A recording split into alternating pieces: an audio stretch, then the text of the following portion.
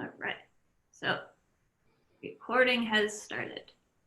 So welcome to our September call of the data facing track, everyone. Today's topic is an institution-wide examination of data needs, the NSF EPOC deep dive at the University of Cincinnati. A couple announcements real quick.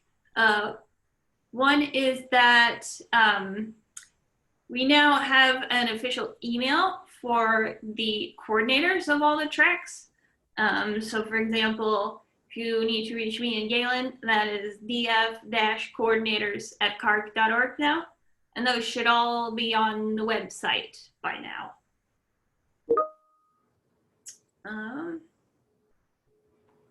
Actually, that's really the only announcement I have today. Cool. All right, so let's get started. Our presenters today, we have Dr. Jen Schaaf, who is the Director of International Networks over at Indiana University, and also the Director of Engagement and Performance Operations Center. So the Engagement and Performance Operations Center is what we'll be focusing on today. It's an NSF-funded program to just kind of help universities examine like their institutional data needs and help them come up with plans to address those. So we are going to be talking about a recent dive they did over at University of Cincinnati. And here to talk about that is Jane Combs. She is the Associate Director of the University of Cincinnati's Research Computing Services Division. And she's also Interim Director of UC's Emerging HPC Center, the UC Advanced Research Computing Facility. In her role at UC, Jane has worked in a partnership with faculty, departments, and colleagues, UC Libraries, Office of Research, IT at UC, regional universities, regional CI providers, and national resources such as XSEED, XDRI to identify, propose, fund, and develop the advanced cyber infrastructure tools required to support UC's research and education missions. So these collaborative efforts have resulted in over $2 million in external funding from NSF, CEC, and MRI awards, and international institutional support necessary to operate the HPC Center as a core research facility starting in July 2021. So University of Cincinnati has very much an emerging program in research computing. So they are just building. And with that, I will let Jen and Jane take it over. Great. Thank you very much. We appreciate the invitation to talk about this work that was actually done last April, April of 19, back when things were normal. So what we're going to do today is I'm going to walk through the EPOC deep dive process, which is based on the ESNet facilities requirements gathering process. Jane's going to talk about the specific, what we did in Cincinnati, and then I'm going to talk a little bit more about some of the general findings that we've experienced in the last few years. EPOC is about 2-ish years into a 4-year project. We've done, I think we've got publications now for 6 or 7 of them, but we've done some others as well that didn't get full reports, but we'll walk through that. So let me share my screen. I'm also going to apologize ahead of time. Like everyone else, I am working from home. I have dogs. Well, I have family, but I have dogs, and the dogs occasionally like to howl at sirens. We have learned if we try to stop them, they howl for longer, so we no longer try that. But right, everyone can see this all right? Nod, great. All right, so come on. Too many. So we started the Engagement and Performance Operations Center formally as part of the CC STAR program a few years ago, joint between Indiana University and ESNet. So Jason Zarowski, who's on this call, is my co-PI. But we had been doing this informally for quite a while before this. When I came on, Deb was asking me about my background in international networks. So I'm a cyber infrastructure guy by training, but I've been working in networks for quite a while, including when I was at the National Science Foundation. And when I got to Indiana University, Jason and I realized there was this real need to do what he had been doing at ESNet, but for non-ESNet programs. All of today's science is collaborative science. You've got multiple partners, multiple data sets, different points of coordination. When we have better access to data, when researchers can access more data, they can ask harder questions and do more science, right? So everything we're doing is how do we help the researchers and the scientists do more science? And I use research and science interchangeably. Education is also lumped in there. So just because I'm using one term or another, I don't mean it to be exclusive, I mean it to be inclusive. We look at the network as the instrument. This is a slide from Greg Bell at ESNet, who saw the connectivity as the first step, but the usability had to follow in the same way as, 20 years ago, using large HPC resources was really, really hard. And it's still difficult now, but it's more straightforward. The usability has to follow on here. So it's not enough to put a network in place. It's not enough to have an end-to-end connection. We really need to understand the services and how the pieces fit together. So we set up this Engagement and Performance Operations Center with a grant from NSF, but we work with anybody. You don't have to be a partner. You don't have to have any connection to NSF. You don't even have to be NSF funded. We have 5 main focus areas. I'm going to talk briefly about our roadside assistance and consulting, and in more detail about the application deep dives, but we also do network analysis, measurement and monitoring. We have this concept of services in a box or managed services. We do training. On the website, you can get a lot more information about that. There'll be some links at the end of the talk as well. So I'd like to start with the roadside assistance process, because this was kind of the core idea that the others grew out of. When I began my career, for 7 years, I was part of the Globus team. And we used to have a lot of grid FTP transfers that would work one day and not work the next day. So, my file transfer was doing great last week, but it doesn't work anymore. That was 20 years ago. This still happens today.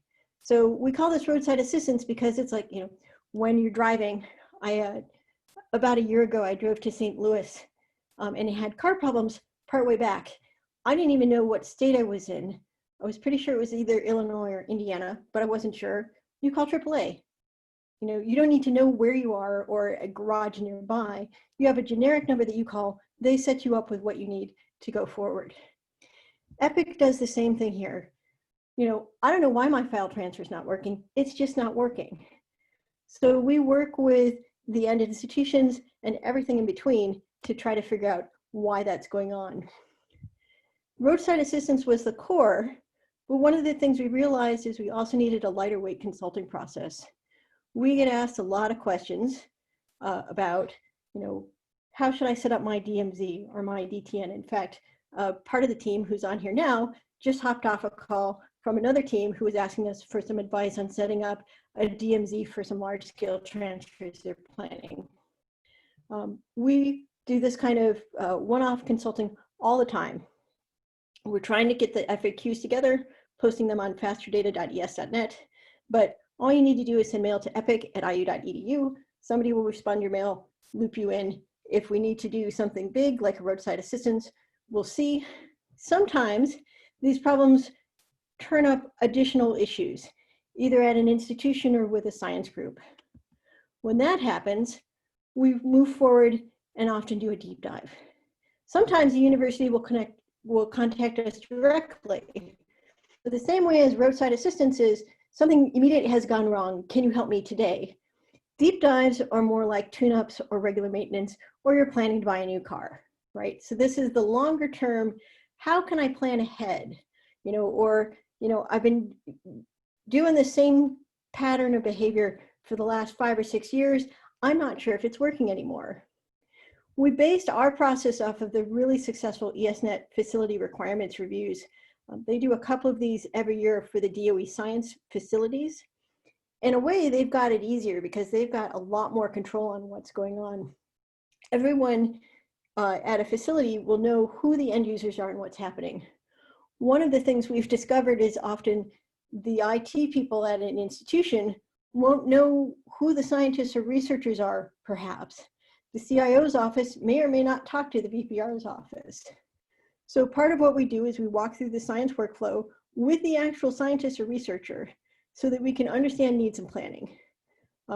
We were joking earlier when we got on the call that if all of the issues were technical, things would be easy. Often the problems we find have nothing to do with networks or technology and a lot to do with sociology and talking to folks. So we have a process. We have a formally defined process for how to do these. We use written case studies, which are basically structured conversations that all of the application end users and the IT folks fill out to talk about where they are and what their needs are, and I'll walk through that in detail. We do these case studies to identify collaborators, instruments and facilities, process of science. We then get together as a group and talk about what has worked and what isn't working now that we've got these case studies and are on the same, so to speak. And often new issues will come out of that, or we'll have a meeting of the minds, or we'll explore new problems. After the one-on-one, we identify action items and write up a report. In fact, here's my version of the University of Cincinnati Deep Dive Report. It's about 75 pages. Luckily, it has a short executive summary in the beginning and a really nice summary of action items as well. So these case studies, there really are a structured conversation. These are the pieces that we need to talk about in order to understand the science and the cyber infrastructure. And we start them because we're talking to researchers in the researcher's happy place, which is talking to them about their science and their research. We want to find out how their research fits into the larger picture of research. Why does it matter to anyone except their group? What are they doing and why is it important to them? We then talk to them about the other groups that they're working with and what is the instrumentation. So what are the resources and facilities they're using either locally or remotely? And then the piece that I personally enjoy the most is the process of science. You know, we talk about this, a day in the life of a science group, or how do you get from idea to research publication? Because keep in mind, that's the monetary unit of a researcher. How many publications did I get out this year? So anything that helps them speed up that end-to-end process, this is good for them. If you're lucky, they will, as part of describing that process, tie in the instruments, the people, the resources, and the background. So you'll get a whole story. Sometimes this needs prompting. Then we can, once we have that laid out, get into some more details about some of the technical aspects that we may not have had an opportunity to previously. What's your software infrastructure? Did you build it yourself? Is it open source? Is it commercial? How is it maintained? Where is it constructed? What is your network and data architecture that you use? They may not know, or they may know bits and pieces of it. Often we have to have conversations with other people at the university to fill that in. We break out cloud services separately because they have so many pros and cons and people view them so differently.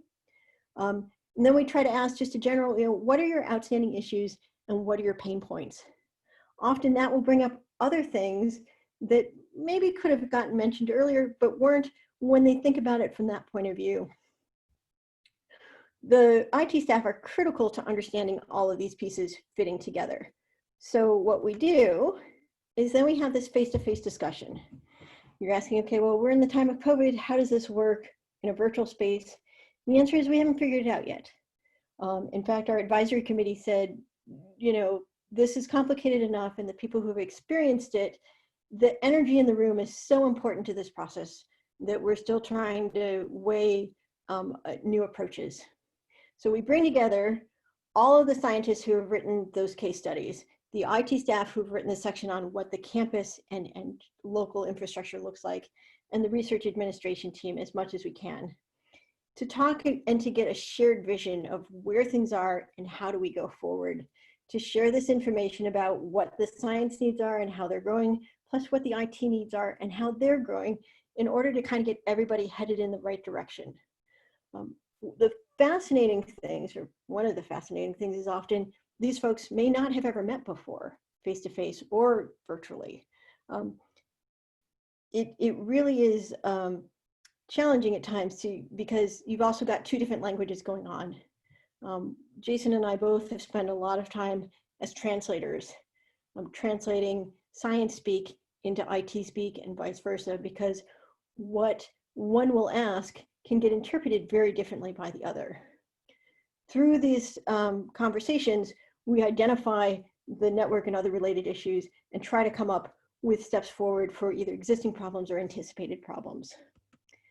So expected outputs, you know, I've kind of emphasized these pieces already, you know, identify bottlenecks and gaps, figure out how do we move forward, where do we need to invest to help the end-to-end system and these end-to-end use cases, figure out what person relationships are needed in order to have a functional approach going forward. We then write up a final report. It includes all of the case studies, often with added details from the face-to-face conversation. It includes a snapshot of the current science and cyber infrastructure. We write up the discussion notes. In the case of Cincinnati, the discussion notes were about 10 or 12 pages, it looks like. I printed them out separately. And this is written for a general audience. So if someone else picks this up, they should have a general sense of what's going on. It's not written for a specialist. Examples of these final reports are online at epic.global/materials. About 3/4 down the page, you'll see the list of the ones we've published so far. So now I'm going to hand this over to Jane, who will walk through what we did in Cincinnati.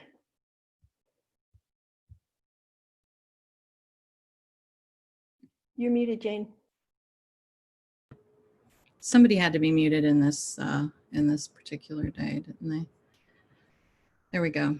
And now that I unmuted, I also have dogs, Jennifer, so hopefully my dogs won't trigger your dogs. But thanks for explaining the details of your process. And like I said in the email address or email that went out to this CART group, that we were very fortunate to, I feel, to get a slot on the EPIC team's schedule back in April of 2019.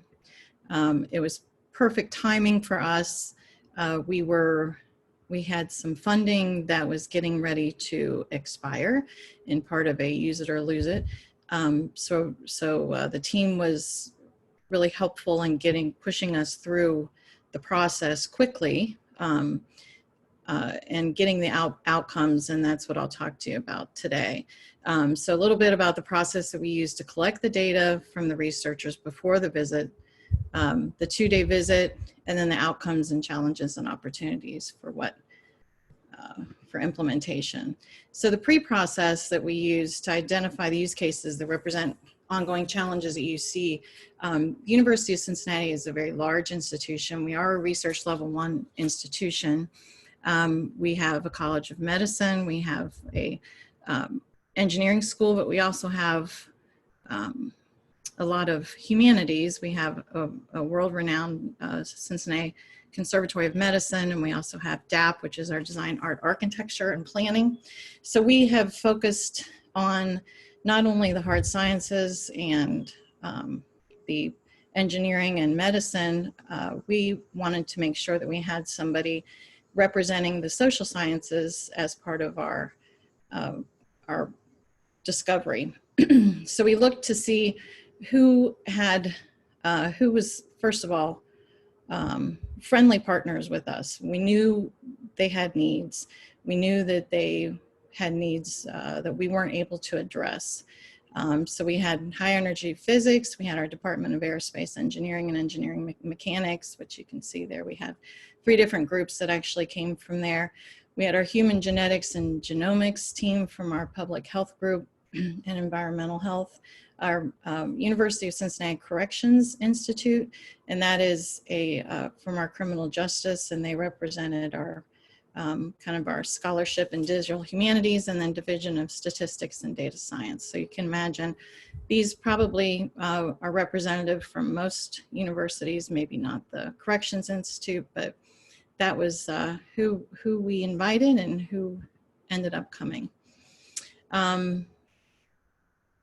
On day 1, so we planned, how this worked was a few months before the EPIC team was scheduled to come, we identified those groups that we wanted to work with. And I think there ended up being maybe 8 researchers who we invited, and probably 6 actually filled out the use case. We had a brief pre-meeting with the EPIC team and the researcher and the IT people, just a virtual phone call to talk to them about what the expectations would be. We shared with them the document. The EPIC guys kind of walked through it with them and answered any questions. Then we followed up with them after reminding them 2 or 3 times to fill it out. It's quite a lengthy document. And then what I found the best thing is I called them, I set up a time to just walk through their science with them, and a couple of them, I actually did the documenting. So that's one of the little tips and tricks that you may have to do, depending on how, it's just time consuming, but it's perfect. So we had all those ready. They said they're coming on that date, and I'm usually always looking for getting a little bit extra out of whoever comes to visit us, because we need a lot of help.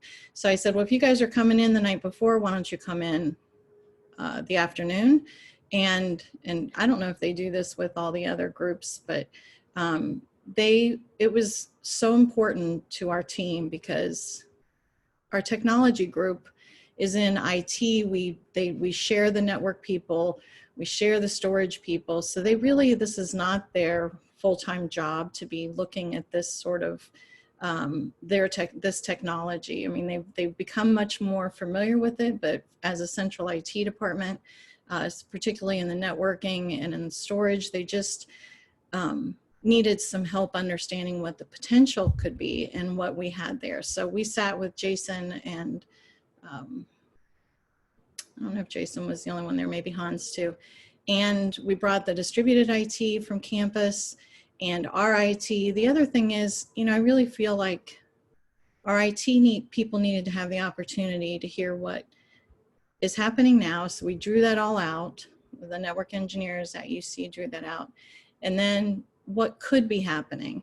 And that was really important, because one thing, as IT people, we want to not look completely unaware when we go in front of our customers, our researchers, and other administrators. So that was really helpful. And I think that just sitting down with them, the hands-on, the talking, the relationship that they created was very important. So that was a little bonus for us.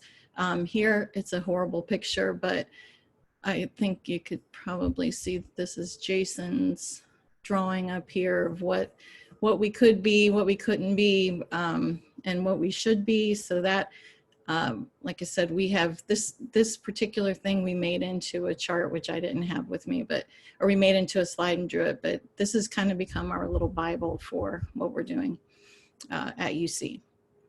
So who was there on the day 2 visit? This was the big day where they did the actual discussions with the researchers. It was the EPIC team, it was my team, it was our enterprise cyber infrastructure and network operations technicians, Office of Research Leadership. It was not our vice president for research, but was one of the AVPs who was at the time in charge of developing infrastructure for researchers and support. The UC researchers, of course, UC Libraries Research and Data Services team, who we partner with all the time. Distributed research IT staff, like I said, we had IT staff from the College of Engineering, College of Medicine, and the Criminal Justice Department. IU, we're close to IU physically, and we are close to them. Partnerships, they help us out a lot. So their chief HPC systems architect, who has been helping us develop our HPC systems, was there. The College of Medicine, Biomedical Informatics, and also ORNET, Leadership and Technical Support. ORNET is Ohio's regional network. So they were there as well, which was great. So you can see it was a big team, a big group. I have the picture here where we're all sitting for a day. We had I've sent out an agenda. This is one of the things that, you know, that I think from a university point of view. I sent an agenda. We had breakfast. We had very clear expectations as we were going through it. Jason and Hans moderated it. You can't tell from this picture, but it was very interactive. I don't think that anybody felt uncomfortable. Everybody was very participative. It was so educational for everybody in that room to hear everything. So I can't stress enough how to try to make sure that all the stakeholders are there, because then everybody hears, first of all, the great research that is happening, but also can really understand how important it is to each other and to the community. So the emerging themes to be addressed, I will go back and say too that Jason Zarowski originally offered EPIC because we were talking about the money that we had and how we had a science DMZ that needed to be relooked at from our original implementation when we didn't know as much about what our needs were as what we do now, and it's changing. So we assumed that the network was going to be the topic of discussion. What really happened, and this is one of the great things about the EPIC process, was it came out that really the lack of local compute and storage resources were our really floated to the top. I mean, obviously it's a, you know, fully featured science DMZ infrastructure would help it, but without knowing the whole picture of our researchers' needs from beginning to end, we may have just defined a science DMZ that didn't meet the needs. Also, we really realized that our money that we had, we should prioritize it and look at the compute and storage first, and then make sure that our science DMZ would meet those needs. So that was one of the really the biggest outcomes for us, is that you might think that you know what you need to do, but until you really talk to a representative group and you have experts like Jason and Hans who can get that information from that group and see the bigger picture. We also had a need to identify because we didn't have a lot, we don't have very many resources, and we're developing them to collaborate with regional and national providers, and then secure sensitive data and supporting collaborations. So that was the overarching goal. You know, as Jen said, we got a list of, I think, 12 action items, perhaps. And so what's the outcome of those action items and our experience? Well, we were able to update our cyber infrastructure plan for 2019 to 2024 and have, with the group, including the Office of Research, who funds the majority of our and supports us, and IT, who also supports us, and everybody agreed, because we were all there and we all heard, and we got this report that says what we should be doing. So that was great. You know, we included that report in grants to get additional cyber infrastructure. So now we have a report from EPIC that has done all the homework for us, or with us. And we also used that report, presented it to the VPR, and now we have funding to subsidize an HPC center. We were able to then prioritize the next development, or the development of resources with that information. It helped us continue to create a community of computational sciences and researchers. And you know, when you sit next to somebody for 3 hours, which I have to agree, Jen, with the in-person, but I hate for the world to not, you know, to stop because of that. But really you know, people moved around in their chairs, they sat next to us. So this IT guy was sitting next to that researcher that they had never talked to before, but now they talk to all the time. There were a couple of collaborations that came out of this with our College of Medicine and our data scientists. So that's really a key, that's been a key to our team all along. Train the trainer, we've continued. Now we've not done as good a job as what Jason and Hans have done, but we took your process and we went and we have a new digital futures initiative. We sat down with those people a group of 6 that represented the group, and we came up with the same process, or we followed your process and came up with what their needs were. So that was really key. Some lessons learned, you know, upfront communicate clear expectations of participation for everybody. You know, the filling out the case study, actually our distributed IT helped some people too. You know, it's really not a thing where you can send it to them and they're just going to fill it out and send it back, most likely. Find those who can directly benefit from the outcomes, provide some incentive. We had our vice president for research sent out a note saying he supported our process, and that was really important. And I gave everybody a gift card afterwards for Starbucks. They didn't know that, but it helps. Give $10, so it's under the limit. Give researchers enough time to fill out the case study. It took us at least 2 months to get that filled out, and we kind of had to, I mean, that was pretty short, but it was because of our timeline that we wanted to get it done. Again, make sure everybody can attend the entire deep dive session so they can learn from each other. You know, researchers like to hear about research, and they really, it was very interesting to watch them. I will say the criminal justice research that they were doing, I think the hard scientists were very interested in what they were doing, and they had a lot more commonality around data than what they thought they would. And have a plan for afterwards. Have an action plan. How are you going to do it? What are you going to do with the outcomes? We thought we were going to buy something with the outcome, and then it turned out that we basically set up a 5-year strategic plan, and we're going along the steps. So, you know, make sure that you do something with it. Don't get this report and then be like, well, that was nice of them to come and that was fun. You know, this is really important for university and for emerging centers. And I'm the co-track coordinator or co-coordinator of the track for the emerging centers. We're going to try to get on this schedule for them too, because I think this was really invaluable having this study done. So that's it for me. Okay, so I'm going to talk about some more general outcomes, kind of building off of what Jane has talked about for Cincinnati. You know, right at the end there, she said, I'm going to quote you poorly, but you know, the researchers don't know all of the IT details. They're not really concerned about it. You know, the researchers just want things to work. Most of the problems we've run across in these, they really aren't technical. They're not network related.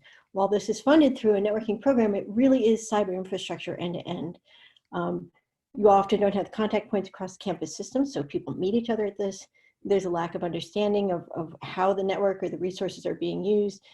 And from the researcher side, there's a lack of understanding about what resources are even available. So there's tons of stuff going on your campus as an IT person that you're not going to know about. But one of the other things to keep in mind, and Jane hinted at this, is the solution that you, the IT person or cyber infrastructure person, may have in mind may not be the right one for that researcher. And I think we see that time and again. So as Jane said, they thought they were going to do a DMZ and that was the highest priority. But after talking to these end users, their focus shifted some. You know, and I think part of that is, you know, it's this requirements gathering. And there's a lot of different ways to do requirements gathering. We do it through this case study. You can get that on the materials list as well. It's about 4 pages long. It does have the different sections to it. Sometimes it is easier to fill out as a conversation with someone. But at least having somebody approach it and figuring out, you know, how do we talk about our science and what are their concerns is, I think, really important.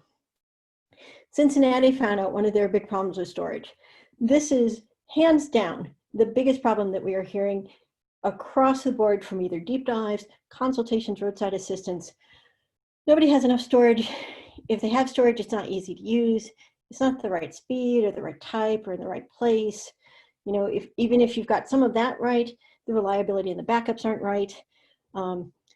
Jason refers to use the cloud as burning the ships, but you can joke about it. In reality, the cloud is often not the right solution for data storage.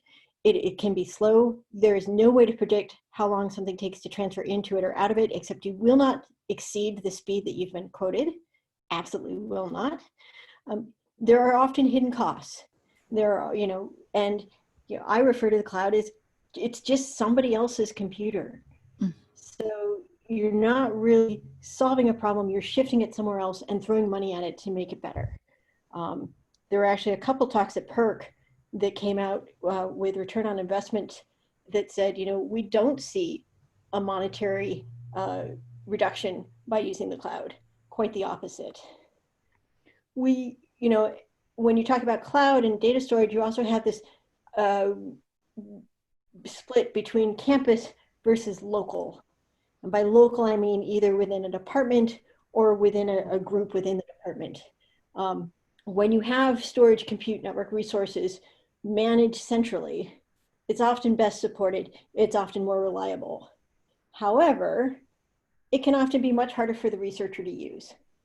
So people default to having their own thing in their own space, right? So you have to try to figure out how do you leverage that and how do you move away from, a researcher thinking, but I have to do this. And maybe they're doing, they're building their own cluster or putting in place their own storage because they just don't know what's on the campus or they don't know what's in the region or nationally. So it can be really challenging, and simply telling them, but that's not secure isn't going to be sufficient. When I lived in the UK, I had a lovely experience of people were setting up Condor clusters at the time. The biggest Condor cluster that we interacted with had a beautiful security policy, and it was really absolutely fantastic. In order to run your code, you had to get signed off by one admin. Beautiful cluster. No one used it. Not a single application. It was very secure though. These aren't in any particular order. Put in workflow automation. So a lot of science, a lot of research projects started before there was as much IT infrastructure and as much data and whatever as there is now.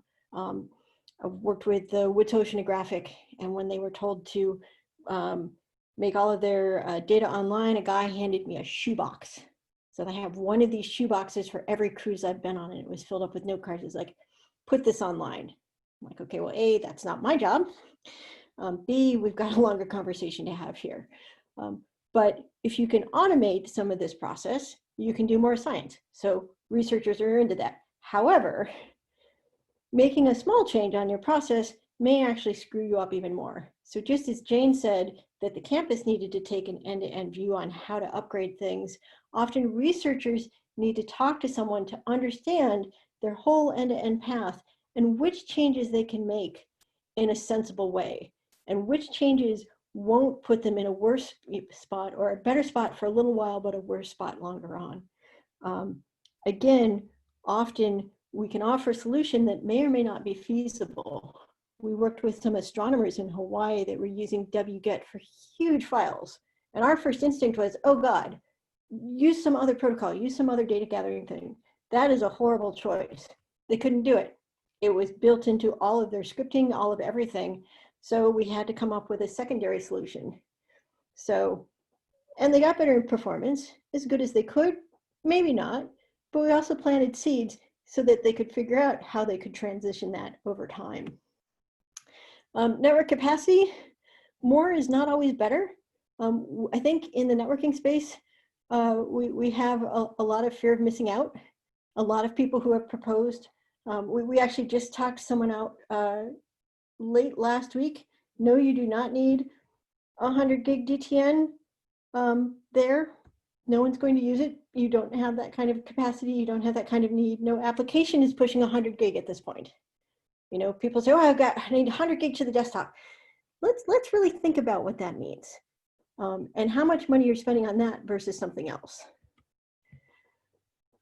Computation is, of course, one of these focal points, but often the data movement is harder than the computation, especially for the people with campus champions. That said, not everybody has campus champions. People will use whatever hardware infrastructure they're aware of. They're often not aware of what their options are. we've actually seen a lot of really good approaches with regional sharing. I don't actually know how to pronounce Circa, but that's the Sunshine State Regional Alliance. That's a really nice example of that. The Eastern Regional Network is doing something similar. So there's also some interesting inflection points of buying versus running versus renting versus other things, and using NSF resources versus using local resources that you need to take into consideration, because moving once you've picked a platform can be really challenging. There's another group that step one, to use their infrastructure to work with them, you need to migrate your entire science to a GPU with a special interface and a special enclosure and all of this. Often that's just not feasible for most researchers unless someone else is paying for it. We spend a lot of time talking about usability and seeing people who are lacking usability.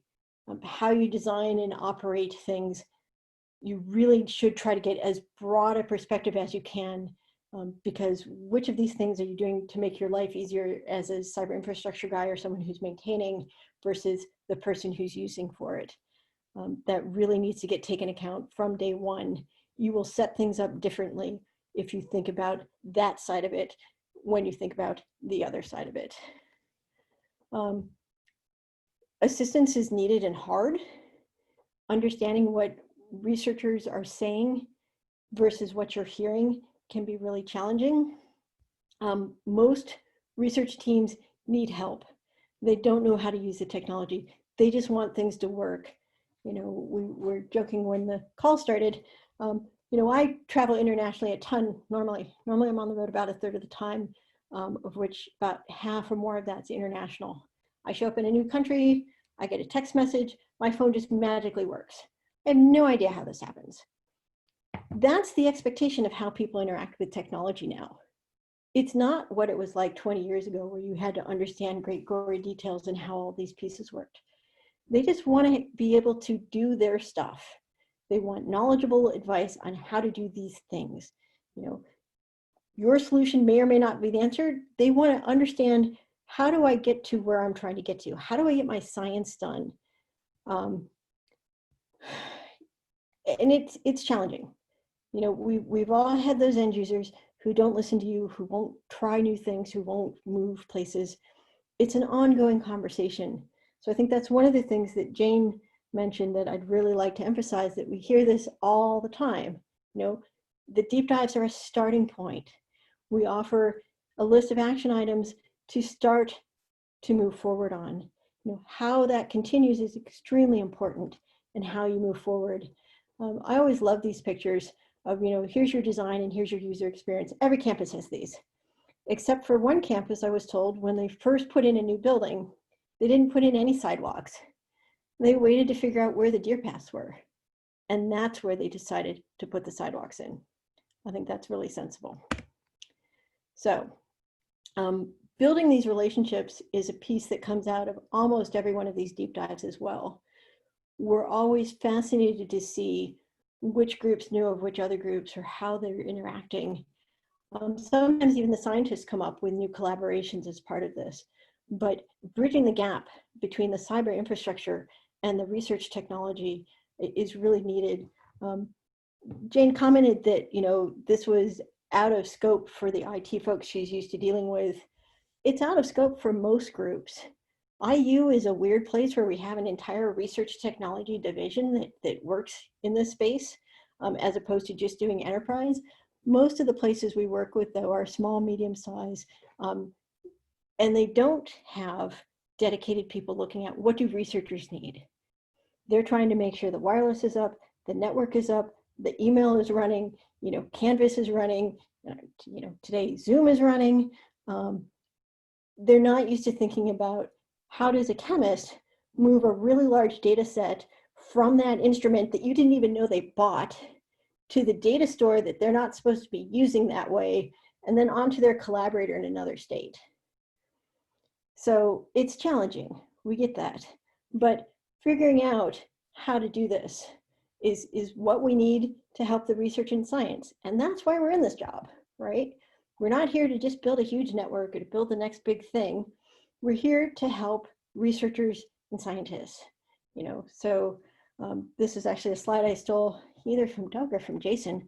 Your cosmology group probably doesn't care what virtualization is, but they would like to move their data easier. They'd like to do it predictably, and they'd like to do it in a way that makes them more productive. So last two slides. Everything we're doing here is how do we help researchers do their science easier, faster, more? How can we look at data challenges? How can we move data? How can we figure out how to bridge those conversations and put in place that infrastructure as well, the socio-political infrastructure as much as the technical infrastructure? If you have questions or comments, if you are interested in a deep dive whenever we can travel again, we're trying to figure out how to do these in the time of COVID.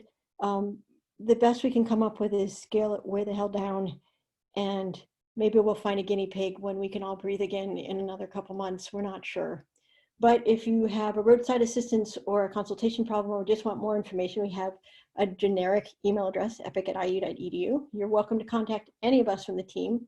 We've got a whole bunch of stuff online at epic.global. If you go to epic.global, there's a materials tab at the top. You can get all of our reports from there, overviews of the different bits and pieces.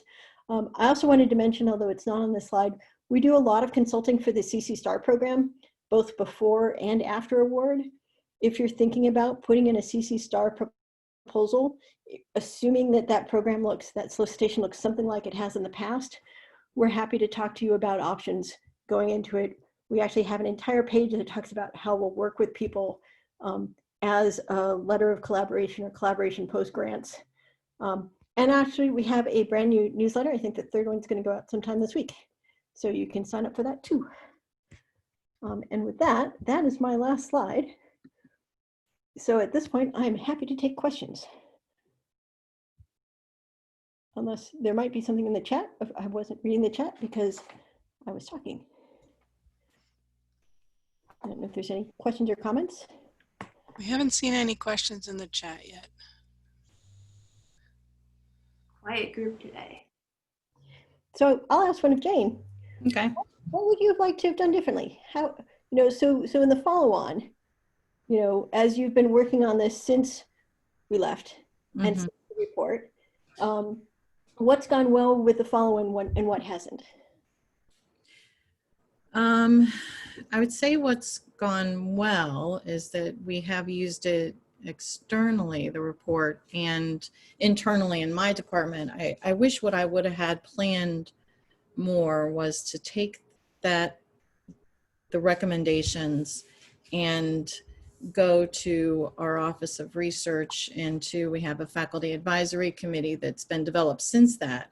But if I would have had that faculty advisory committee in place at that point, then they could have looked at that and we could have recommended funding internally. It took us I guess really just a year and a half to get to that point, but I wish I could have, and it's kind of about timing, but just really had a plan for what I was going to do. I really underestimated, I think, what we were going to get out of our session, and knowing that after the fact, I would have had a bigger and also to stay in contact. It's hard because it is like you were saying, and it's kind of a one-on-one thing, which, is hard for IT enterprise people, but it's hard for all of us without enough people to help us go out and talk to all those people. Each case is different. So that's the other thing that I'm still trying to find out, is how do you put your researchers in categories that fit but don't make them to be too vanilla, but allow you to be able to prioritize and to move forward with what the needs are for, it'll never be the 80% that what IT says, we want to serve 80% of the people with this one solution, but that's something we're constantly striving for. I think that can be really challenging. I think one of the things that we get a lot is, well, I thought this was going to give me advice on my network. And it's like, well, it's cyber infrastructure because there is no network by itself anymore. When you're talking about data movement, wearing one of my other hats, I have these international networks, which are huge, big, we were talking cable circuits over 100 gig circuits over cables under the ocean. They're never the problem, unless the cable's broken, which does happen. Very rare, and it takes 6 weeks to fix. That's never the problem. The problem is almost always the campus router to the person's machine. Right. But figuring out where on that path is really challenging, or it's a piece of software. So I think that's been, to look at the end-to-end path, not just the end-to-end science, but the end-to-end cyber infrastructure, I think is one of the pieces. Look, we got a question. Jane, the list of action items for your team is pretty daunting. There were 9 of them in this report. Which is proved to be the most challenging to implement? Well, it's funny because I was just going to say the one thing that Jason and Hans and Jen did point out, that it's not enough to do the action items, purchase things. We needed more staff, and we needed the people, and that by far has been the hardest thing for me to implement, is to get positions funded in a sustainable way to facilitate these kind of conversations, to architect this kind of hardware, and then to run and make it happen. So that's definitely been the hardest for us. Yeah, I think part of what we've been trying to do is to show the return on investment. Mm-hmm. And invest in your IT infrastructure a little bit. Look at how much more you'll get out of this. I think that's an ongoing problem we've all seen. And you have to have the people to do it. Yeah. Any other questions or comments?